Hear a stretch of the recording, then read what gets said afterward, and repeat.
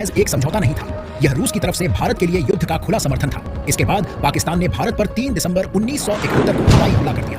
भारत ने भी पूर्व, पश्चिम और अपने नौसेना द्वारा भी हमला शुरू कर दिया। यही नहीं, भारत ने बॉर्डर पार करते हुए पूर्वी पाकिस्तान पर चौतरफा हमला बोल दिया। ये देख पाकिस्तान की सिट्टी पिट्टी गुल हो गई और वो अमेरिका से गिड़गिड़ाने लगा।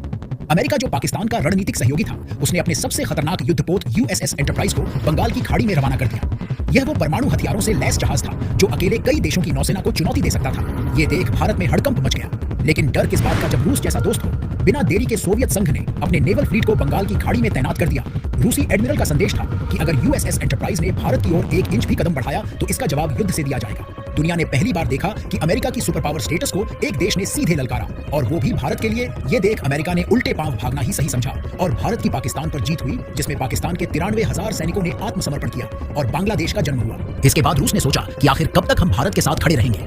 क्यों ना हम इसे इतना मजबूत बना दे कि भविष्य में इस देश से पंगा लेने के लिए हर देश को एक बार सोचना पड़े। इसके लिए रूस ने भारत को काफी सारी टेक्नोलॉजी दी। रूस ने भारत को सिखाया कि कैसे एक देश अपनी डिफेंस इंडस्ट्री खड़ी करता है। रूस ने भारत की ही मैन्युफैक्चरिंग कंपनी HAL में MiG-21 बनाना चालू किया। कुछ इंडियन इंजीनियर रूस गए ट्रेनिंग के लिए और हर पार्ट को समझा, और फिर भारत में रिप्लेसमेंट पार्ट्स बनने लगे। 1988 में भारत को रूस ने INS चक्र दिया। ये भारत की पहली न्यूक्लियर पावर्ड सबमरीन थी, यानी वो पनडुब्बी जो महीनों तक बिना ऊपर आए ऑपरेट कर सकती थी। अमेरिका कभी किसी देश को ऐसी सबमरीन नहीं देता था, लेकिन रूस ने भारत को दी, और सिर्फ दी ही नहीं, भारतीय नौसेना को ऑपरेट करना भी सिखाया।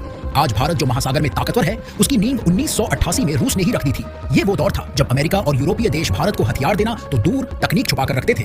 लेकिन रूस ने हथियारों की तकनीक ही नहीं, बल्कि साथ मिलकर काम किया, और सन 2000 में दुनिया के तमाम देशों की आंखों में आज भी खटकने वाली ब्रह्मोस मिसाइल का निर्माण भी कर डाला।